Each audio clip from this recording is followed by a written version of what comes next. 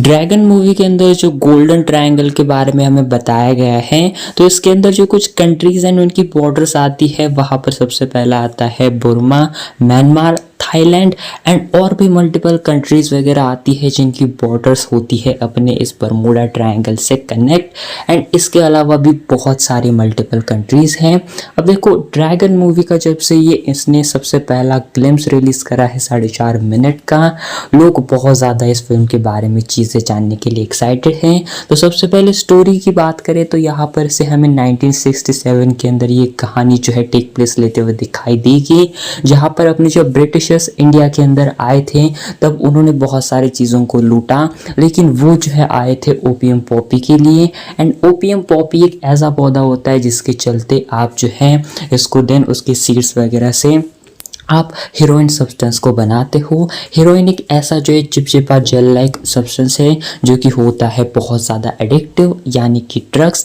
And इसको जो है बहुत सारे इलीगली यूज़ करा जाता है एंड इसकी कीमत भी बहुत ज़्यादा होती है। तो इसको ही चलाते हैं इस पूरे कारोबार को अफगान ट्रेडिंग कंपनी।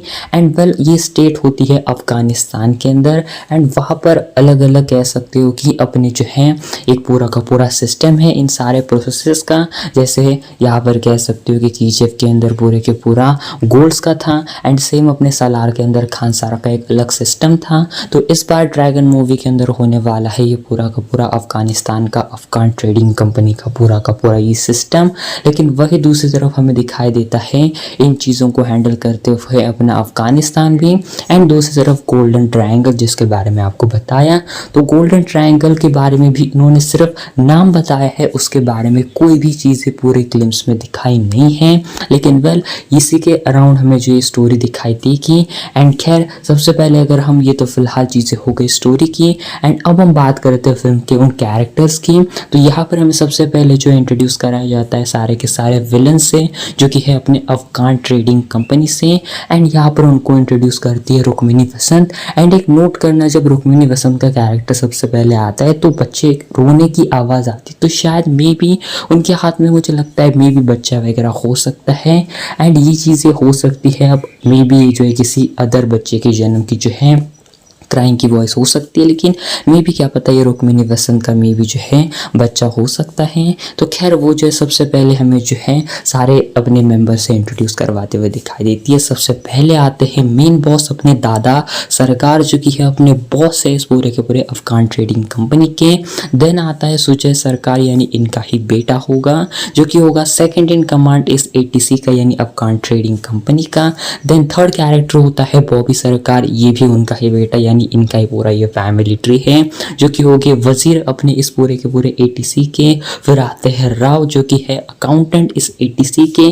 फिर हमें दिखाई देता है कमाल का कैरेक्टर विक्टर मैसुकोव, जो कि होने वाला है रशिया का डिस्ट्रीब्यूटर। एंड वेल, ये बहुत इंटरनेशनली जाने वाले हैं।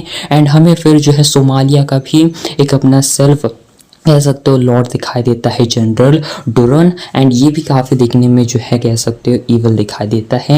एंड फिर आता है अपने अफ्रीका यूरोप का डिस्ट्रीब्यूटर अपना बिल ज़ैराकी। एंड वेल, ये भी एक बहुत ब्रूटल है, यानी कि आपको इसको कंपेयर कर सकते हो जैसे अपने सालार के अंदर था अपना जो कैरेक्टर है, किस तरीके का पंडित का वो कैरेक्टर था, जिसको कि इन्होंने सिर्फ नाम से ही हाइप कर दिया था, उसका एक्चुअली में वायलेंस दिखाया नहीं था।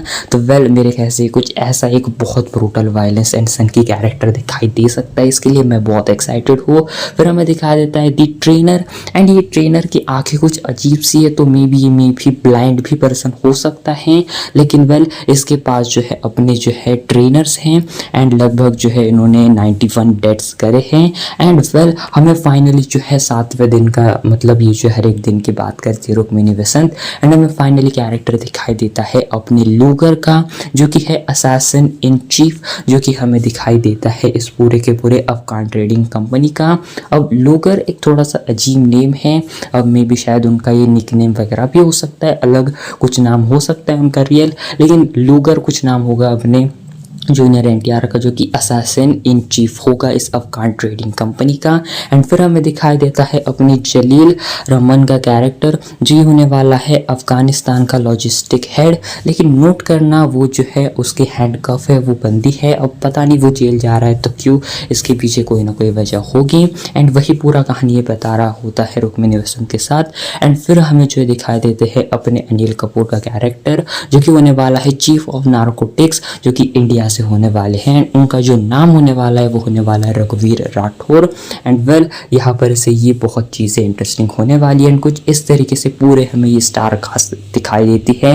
एंड अब यहाँ पर एक चीज़ हो चुकी है कंफर्म कि इनका जो स्केल है वो सिर्फ इंडिया के अंदर नहीं, वो इंटरनेशनली भी जाने वाले हैं।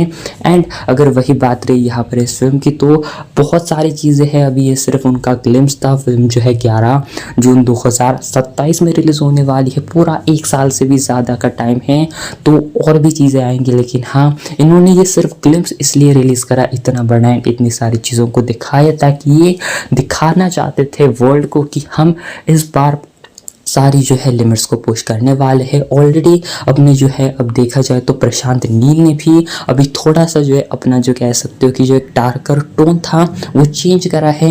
लेकिन अपनी जो story telling and world building and character को जिस तरीके से वो डिटेल में दिखाते हैं, वो चीज़ें उन्होंने छोड़ी नहीं हैं। एंड यही उनकी चीज़ें हैं। एंड वेल, फिल्म के अंदर डेफिनेटली जब टीजर ट्रेलर इसके और भी मल्टीपल जो हैं हमें एसेट्स दिखाई देंगे, तो मैं डेफिनेटली कहूँगा कि उसके अंदर भी जो है बहुत सारा स्लो मोशन दिखाई देगा हर एक फ्रेम के अंदर। एंड जो है हमें ग्रेविटी के अगेंस्ट में जंप्स वगैरह दिखाई देंगे, तो वो चीज़ें मैं कहूँगा देखने में अच्छी लगती हैं।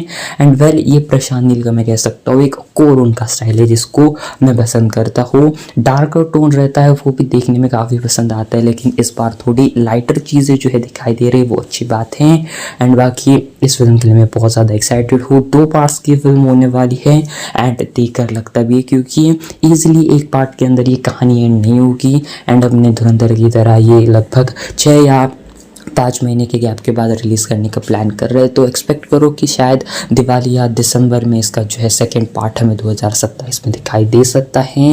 एंड श्योर ये दोनों फिल्में एक 1,000 करोड़ करने का पोटेंशियल रखती हैं।